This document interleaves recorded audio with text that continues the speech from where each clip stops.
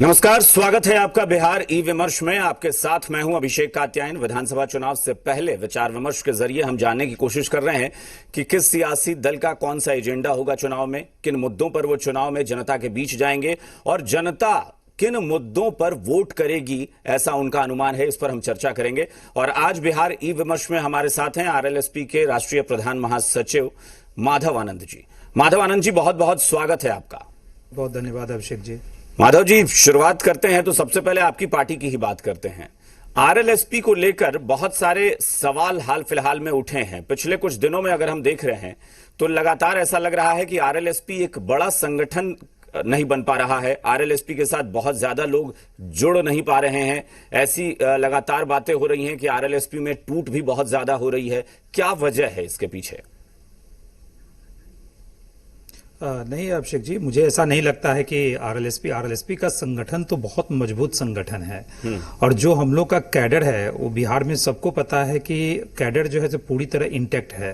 कुछ लोग चुनाव के वक्त में दल बदल करते हैं, एक नॉर्मल सी बात है।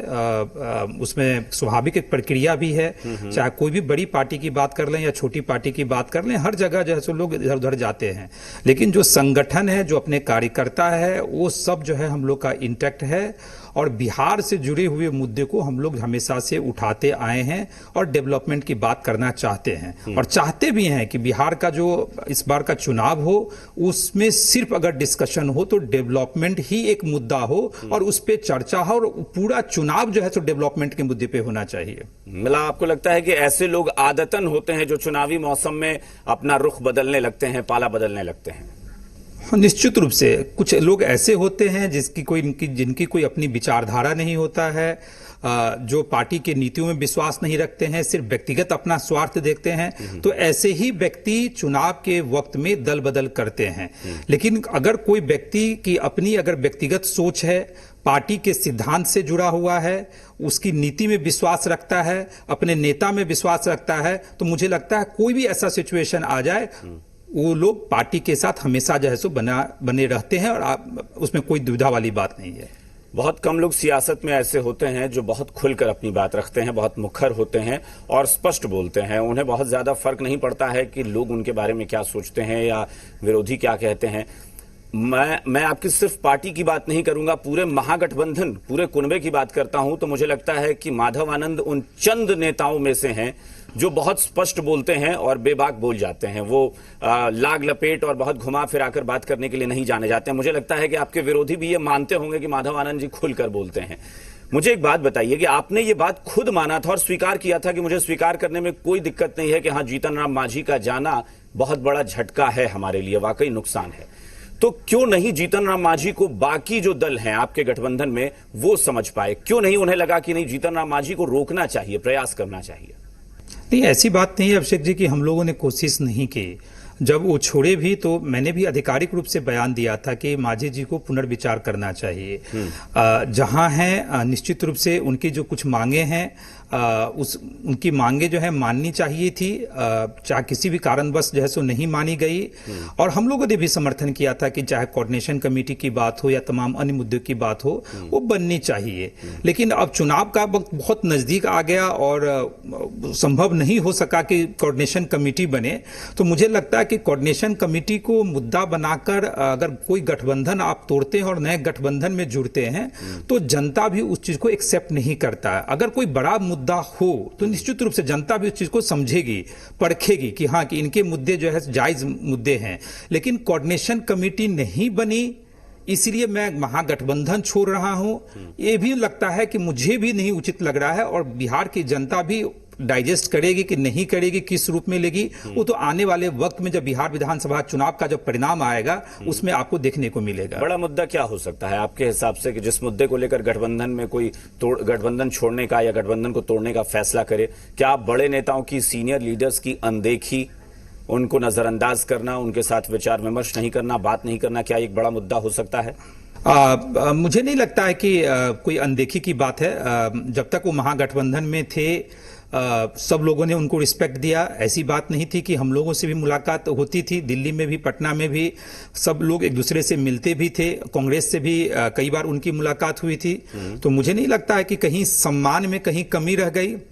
अब ये हर आपने पार्टी अच्छी- की आप- अपनी आपने नीति होती आपने है, अच्छी बात कही स्वतंत्र कि होते हैं। कांग्रेस से उनकी मुलाकात हुई थी, बल्कि कांग्रेस नहीं, मैं कहूंगा कि जीतन राम मांझी की पार्टी हिंदुस्तानी अवाम मोर्चा हो, राष्ट्रीय लोक समता पार्टी हो, या कांग्रेस हो, या विकासशील इंसान पार्टी वीआईपी हो, इन सबकी बैठकें, इन सबकी बातचीत तो होती रही, लेकिन उसमें आरजेडी कभी सम्मिलित नहीं हुई, आरजेडी कभी शामिल नहीं हुई।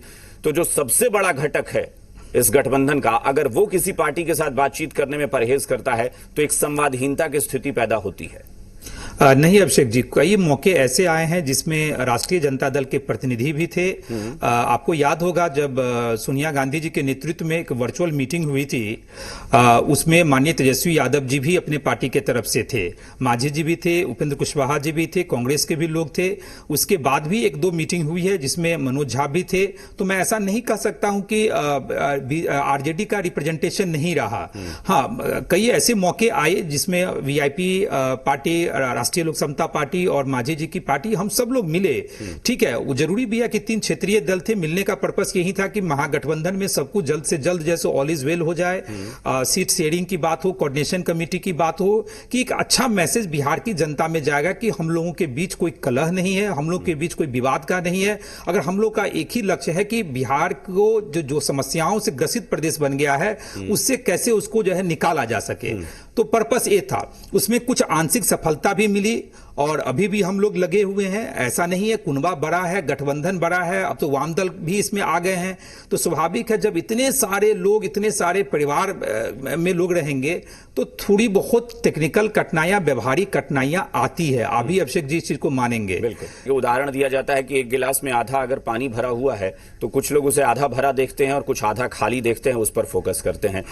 आंकड़ों की बात करते हैं तो जो अलग अलग एजेंसीज से आंकड़े आते हैं या भारत सरकार के आंकड़े होते हैं, उसको ही बिहार सरकार कोट करती है और कहती है कि बिहार जो है वो काफी अच्छी तरक्की कर रहा है, बिहार में क्राइम बहुत कम है, बिहार में गरीबी कम है, बिहार में बेरोजगारी कम है। वो लेकिन विपक्ष उन्हीं आंकड़ों को अपने नजरिए से देखता है और वो उसमें से बातें वो निकालता है कि नहीं, बेरोजगारी बहुत बढ़ गई है, डेवलपमेंट नहीं है, लॉ एंड ऑर्डर बहुत खराब है, क्राइम का ग्राफ बढ़ा है लगातार।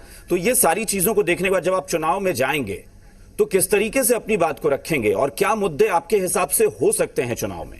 अभिषेक जी, एक युवा होने के नाते आपसे भी कई बार मेरी चर्चा होती रहती है और मैं हमेशा जो कहता हूं कि वो डेवलपमेंट, विकास की बात होनी चाहिए। बाकी बातें जो है चुनाव के वक्त में डिस्कशन में लाना भी बेमानी मुझे लगता है और जनता के साथ धोखा ही होगा अगर हम लोग विकास की बात को न करें और तमाम अन्य मुद्दे को हावी होने दें।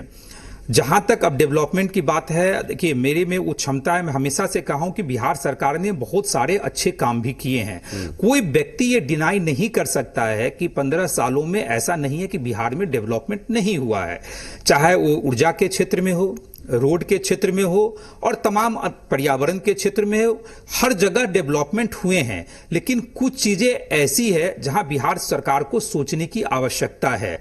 जैसे रोजगार सृजन की बात मैं करता हूं, औद्योगिकीकरण की बात करता हूं, इंडस्ट्रियलाइजेशन की बात करता हूं, उद्योग व्यवस्था बिहार में लगे, पलायन कैसे रुकेगा, लॉ एंड ऑर्डर की स्थिति, ये तमाम बिंदु ऐसे हैं, मुझे लगता है इससे किसी भी, चाहे वो सत्ताधारी दल ही क्यों ना हो या विपक्ष ही क्यों ना हो, सब इस बात से सहमत हैं कि बिहार की शिक्षा व्यवस्था जो है आज के डेट में उसका जो स्तर है काफी नीचे चला गया और तमाम रिपोर्टें भी बताने का काम करती हैं। नीति आयोग का ही रिपोर्ट हम लोग पढ़ेंगे तो आपको पता चलेगा।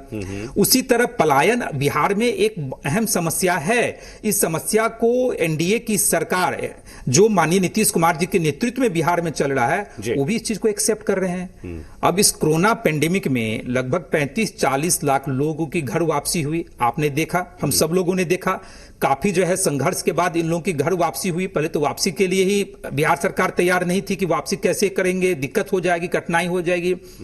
खैर एनीवे बिहार सरकार ने माना, इन लोग की वापसी हुई। इन लोगों को आश्वासन भी दिया गया था कि आपको अब कहीं बाहर जाने की जरूरत नहीं है, आपकी जितनी क्षमता है, जितनी योग्यता है, उस योग्यता के अकॉर्डिंग आपको बिहार में रोजगार सरकार मुहैया कराएगी।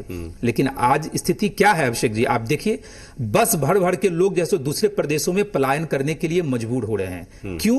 क्योंकि बिहार में जो है रोजगार सृजन पे काम नहीं हुआ, बिहार में इंडस्ट्री नहीं लगी है। यानी जब हम लोग स्किल लेबर की बात करते हैं और अनस्किल लेबर की बात करते हैं, चुनाव के वक्त में सत्ताधारी दल या विपक्षी पार्टियां तमाम बड़े बड़े जो है सो दावे करते हैं। आपने देखा होगा कि 2 दिन पहले ही माननीय जेपी नड्डा जी, दरभंगा मिथिलांचल की इनको याद आती है, जहां मखाना उत्पादकों से मिलते हैं, मछली उत्पादकों से मिलते हैं, लीची उत्पादकों से जैसे मुजफ्फरपुर में मिलने का काम करते हैं, मधुबनी पेंटिंग की बात करते हैं। लेकिन अभिषेक जी, मिथिलांचल की क्या स्थिति है इस सबसे हम सब लोग अवगत है। क्या मिथिला पेंटिंग और मधुबनी पेंटिंग आज से फेमस है, लेकिन मधुबनी पेंटिंग को कैसे इंडस्ट्री का दर्जा दिया जाए, लेकिन कैसे उससे जुड़े हुए जी, अगर केंद्र सरकार भी कोई योजना लेकर आती है और उससे बिहार के क्षेत्र को, खासतौर पर बिहार प्रदेश को बहुत फायदा होता है, तो मुझे लगता है कि वो भी बिहार सरकार के पक्ष में ही तो जाएगा। अभी केंद्र सरकार जो मत्स्य संपदा योजना लेकर आ रही है, वो कह रही है देश के इतिहास में इतना ज्यादा इस सेक्टर पर कभी खर्च करने की बात नहीं हुई है, इतिहास में कभी नहीं हुआ। देखिए, मत्स्य संपदा की जहां तक बात है, बिहार में अपार संभावनाएं हैं। खासकर मिथिलांचल एरिया की ही बात कर लीजिए तो वहां मत्स्य उत्पादन में हमेशा से आगे रहा, अग्रणी रहा है। तो जहां तक आपने बात कही कि केंद्र सरकार की जितनी परियोजनाएं, केंद्र सरकार की परियोजनाएं हर राज्यों को मिलता है, हर राज्यों को उसका लाभ मिलता है। बिहार की भौगोलिक क्षमता जो है उससे हम सब लोग परिचित हैं। सीमित संसाधनों वाला प्रदेश है, आय कम है, खर्चा ज्यादा है। इसलिए बार बार जो हम लोग कहते हैं, आए हैं अर्थशास्त्री होने के नाते दलगत भावनाओं से ऊपर उठ के कि बिहार को एक विशेष आर्थिक पैकेज की जरूरत है। अगर विशेष राज्य का आप दर्जा नहीं दे सकते हैं, जो आप एनडीए के लोग कहते हैं कि कांग्रेस के टाइम में ही संशोधन हो चुका है कि विशेष राज्य का दर्जा नहीं मिल सकता है, तो विशेष आर्थिक पैकेज में तो कोई कठिनाई नहीं है। क्योंकि राजनीति में कहते हैं कई बार राजनीति का स्तर बहुत गिर जाता है और आरोप प्रत्यारोप होते हैं विरोधियों पर, लेकिन खैर उसको एक तरफ करते हैं। हाँ, शिक्षा को लेकर जरूर बात होती है, क्योंकि सियासत में, राजनीति में आने के लिए शिक्षा का कोई मापदंड तय नहीं किया गया है कि कितना शिक्षित होना जरूरी है, लेकिन विरोधी एक दूसरे पर हमला करते हैं उनकी शिक्षा को लेकर। मुझे लगता है कि बहुत अच्छी बात होती है कि अगर कोई ऐसा शख्स सियासत में हो जिसको बाकी दूसरे विषयों की भी समझ हो। आप एक अर्थशास्त्री के तौर पर भी काम करते रहे हैं और देश की जो आर्थिक स्थिति है, देश में व्यापार को कैसे बढ़ाया जा सकता है, रेवेन्यू कैसे जनरेट किया जा सकता है, इस पर भी आप बात। क्या आपको लगता है कि बिहार में रेवेन्यू जनरेशन का एक बहुत बढ़िया विकल्प, एक बहुत अच्छा सेक्टर, दुनिया के तमाम देश जो विकसित देश हैं उसमें टूरिज्म सेक्टर जो है बहुत बड़ा योगदान देता है रेवेन्यू जनरेशन में? वो लगता है कि शायद बिहार में वो एक सेक्टर छूट गया। अगर एक दो खास इलाके को छोड़ दें तो बहुत ज्यादा रेवेन्यू वगैरह बिहार से टूरिज्म सेक्टर से बहुत नहीं आता। आपके बात से मैं अभिषेक जी बहुत सहमत हूं और बिहार की जो भौगोलिक स्थिति है इसमें मैन्युफैक्चरिंग सेक्टर का योगदान बहुत कम हो सकता है। तो जो सबसे ज्यादा रेवेन्यू जो आने की क्षमता जिस सेक्टर से है बिहार में, वो है सर्विस सेक्टर, जिसको आप टूरिज्म सेक्टर कह रहे हैं। तो वो जो टूरिज्म सेक्टर है उसको बढ़ावा दिया जा सकता है, लेकिन टूरिज्म सेक्टर के लिए भी आपको इंफ्रास्ट्रक्चर की जरूरत पड़ेगी। टूरिस्ट आपके यहाँ क्यों आएंगे? आपके पास उस तरह की सुविधा होनी चाहिए, एयर कनेक्टिविटी होनी चाहिए, आपके पास 5 स्टार होटल होना चाहिए। अब पटना की बात छोड़ दें तो बहुत सारे ऐसे जगह हैं जिसको टूरिज्म हब के रूप में विकसित किया जा सकता है। लेकिन कहने कि बिहार सरकार, मैं आरोप बिहार सरकार पे नहीं लगा रहा हूं कि बिहार सरकार ने कोशिश नहीं की होगी, लेकिन बिहार सरकार के पास सीमित संसाधन हैं। कोई भी नई सरकार बन जाएगी, 2020 में नई सरकार बन जाएगी, उसके लिए भी वही चैलेंज होगा। मैं इसलिए बार बार कहता हूं कि चुनाव में वादे करने बड़े आसान होते हैं कि मेरी सरकार बनेगी तो मैं पूरी तरह चेंज कर दूंगा। आप कहां से करेंगे? आपको भी सीमित संसाधनों से जूझना पड़ेगा।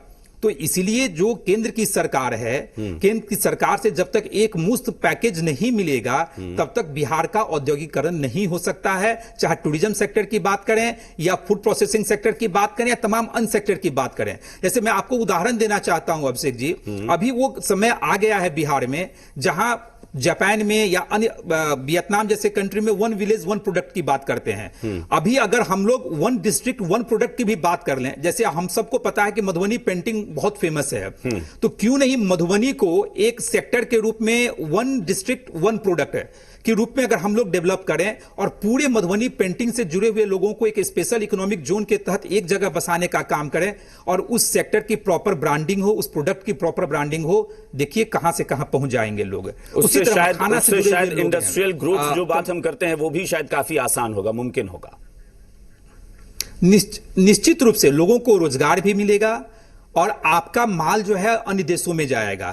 आज के डेट में भी मधुबनी पेंटिंग की सप्लाई हर जगह होती है। माननीय प्रधानमंत्री जब सिंगापुर गए थे, आपको याद होगा, वहां मधुबनी पेंटिंग का उन्होंने जिक्र किया था। व्हाइट हाउस में आप जाएंगे यूएस में, वहां भी मधुबनी पेंटिंग लगा हुआ है। लेकिन मधुबनी पेंटिंग से जुड़े हुए लोगों की आज आर्थिक स्थिति क्या है, अगर ये देखना हो तो कभी मधुबनी का आप दौरा कर लीजिए, आपको पता चलेगा कि कैसे लोग अपनी जिंदगी को जी रहे हैं।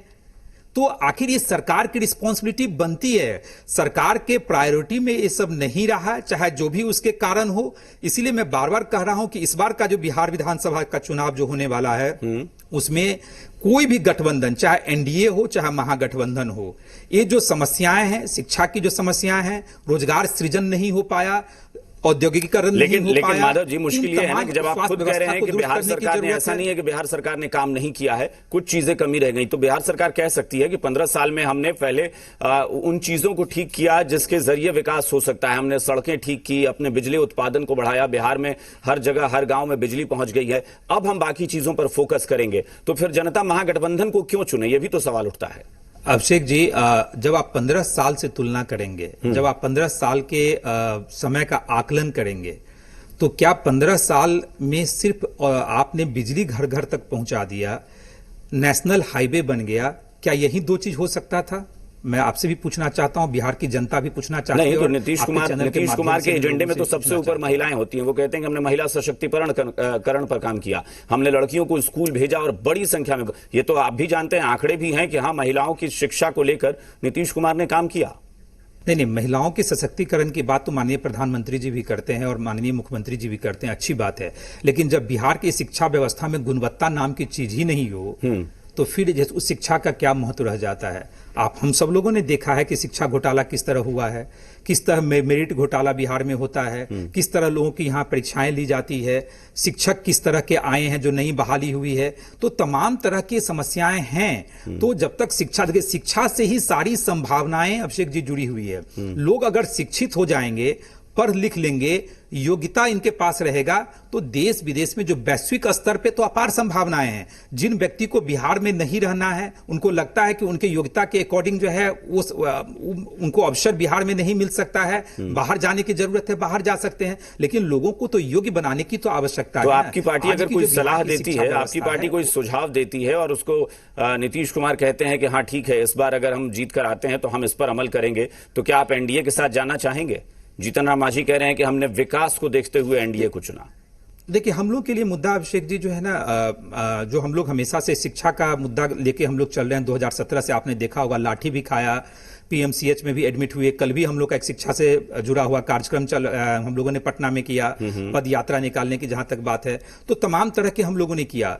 हम लोगों के लिए सत्ता कोई बहुत बड़ी चीज नहीं है कि सत्ता हासिल करने के लिए ये सब, यानी बच्चों के जीवन के साथ खिलवाड़ न हो, बच्चे मेरे शिक्षित हो जाएं, आने वाली पीढ़ी शिक्षित हो जाए, हम लोग का उद्देश्य वो है। और मुझे लगता है कि कोई भी सरकार, जहां तक महागठबंधन और आपने एनडीए की बात कही, मुझे लगता है कि अभी हम लोग महागठबंधन में हैं, पूरी कोशिश कर रहे हैं कि महागठबंधन में जो हम लोग जिन मुद्दों को उठा रहे हैं, महागठबंधन उन सारे मुद्दों को लेके चले।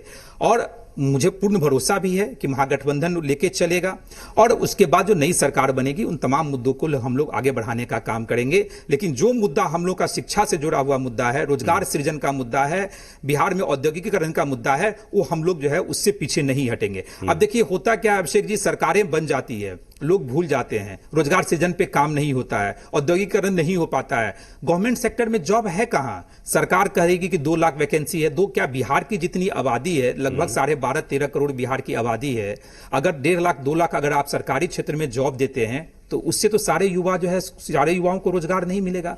अगर रोजगार देना है तो आपको प्राइवेट सेक्टर को बढ़ावा देना पड़ेगा, प्राइवेट सेक्टर को आपको इनवाइट करना पड़ेगा। और प्राइवेट सेक्टर जब आएगा तो आपके एक एक पढ़े लिखे हुए युवा, चाहे स्किल्ड हो या अनस्किल्ड हो, सबको बिहार में रोजगार जो है सो निश्चित रूप से चलिए, यानी रोजगार एक बड़ा मुद्दा होगा। लेकिन माधव जी, सवाल यह है कि आप लोग बैठेंगे नहीं एक साथ तो चर्चा कैसे करेंगे? अगर आरएलएसपी के कुछ मुद्दे हैं तो आप वो आरजेडी को भी बताएंगे ना, आरजेडी के नेतृत्व को बताएंगे कि ये हमारे मुद्दे हैं और ये सब चुनाव में आपको इसको मैनिफेस्टो में रखना पड़ेगा कि इन मुद्दों पर आप काम करेंगे।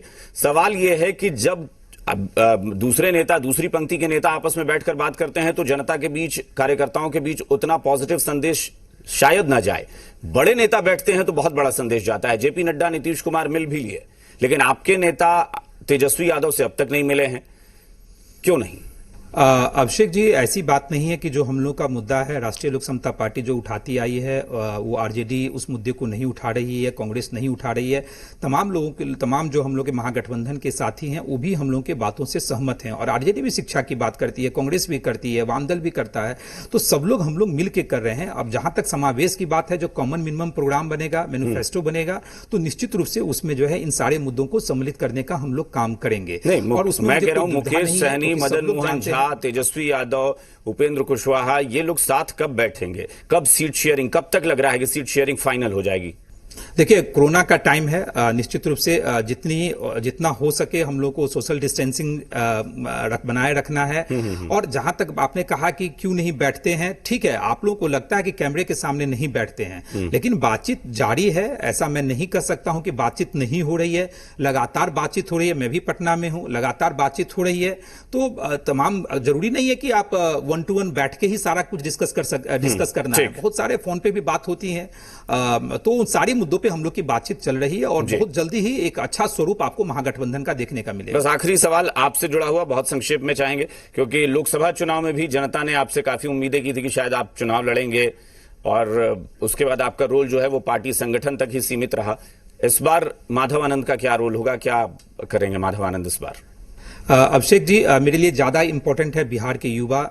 जिस मकसद से मैं बिहार के राजनीति में आया हूं, और अर्थशास्त्री होने के नाते मैं बिहार को एक विकसित बिहार देखना चाहता हूं, एक आत्मनिर्भर बिहार देखना चाहता हूं, और उसके लिए मुझे जो भी त्याग करना पड़े मैं त्याग करने के लिए तैयार हूं। चुनाव लड़ना नहीं लड़ना वो गठबंधन और पार्टी का जैसा विषय होता है, उससे बहुत ज्यादा फर्क नहीं पड़ता है। लेकिन बिहार का औद्योगिकीकरण हो, बिहार में निवेश आवे, बिहार में कल कारखाने लगे, बिहार के युवा शिक्षित हो, एक युवाओं को बिहार में रोजगार मिले, ये मेरी पहली प्राथमिकता है। और इसी कारण मैं जैसे राजनीति में प्रवेश किया, तो मुझे उम्मीद है कि मेरी जितनी चीजें हैं वो महागठबंधन निश्चित रूप से उसको पूरा करने का काम करेगा।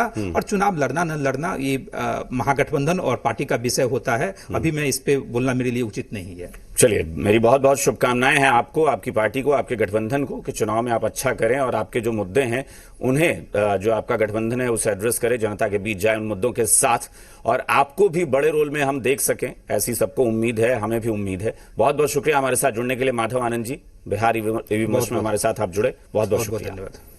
और बिहार ई विमर्श में फिलहाल इतना ही। बने रहिए जी बिहार झारखंड के साथ। नमस्कार।